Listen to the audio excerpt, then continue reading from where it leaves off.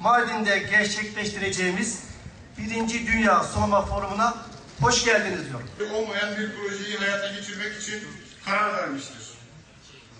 Anavatanımız ve Kuzey Kıbrıs Türk Cumhuriyeti'nde barajlar kurulup susuzluktan kavrulmuş yukarı Mezopotamya ovalarına bakan Mardin ili günümüzde entegre bir proje olan ve tamamlandığında toplam 1.058.000 hektar tarım arazisinin sulanacağı Güneydoğu Anadolu Projesi yani GAP projesi içerisinde yer almaktadır.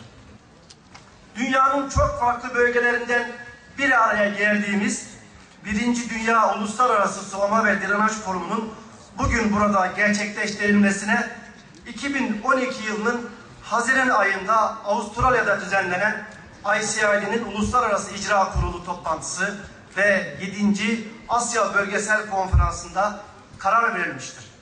Your Excellency, Professor Dr. Professor Evotu, Turkish Minister of Forestry and Water Affairs. Your Excellency, Mr.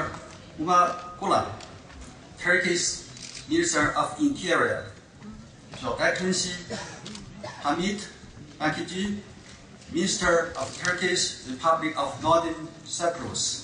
Birçok kültürden gelen değerli misafirlerin katılımıyla böylesine önemli forumun Mardin'de yapılmasını çok anlamlı bulmaktayız. Böylesine uluslararası bir forumun Mardin'de düzenlenmiş olması Mardin'in tanıtımına çok büyük katkı sağlayacaktır.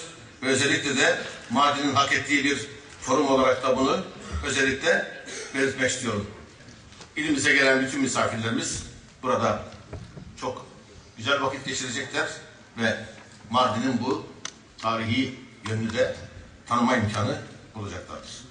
Mardin'de bulunduğunuz süre içinde kültürel ve tarihi güzellikleri keşfetmenizi ve hoşça vakit geçirmenizi gönülden temenni ediyorum. Mardin 7000 yıldır kardeşliğin, barışın, hoşgörünün şehri olmuştur. Burada bütün diller adeta kader birliği yapmışlardır. Türkiye olarak daha önce de İstanbul'da az önce değerli bakanımız ifade etti. 5. Dünya Su Forumu'nu gerçekleştirmiştik. Orada gerçekten mükemmel olmuştur. Bu forumda 33.000 katılımcıyla gerçekten dünyada ses getirmişti.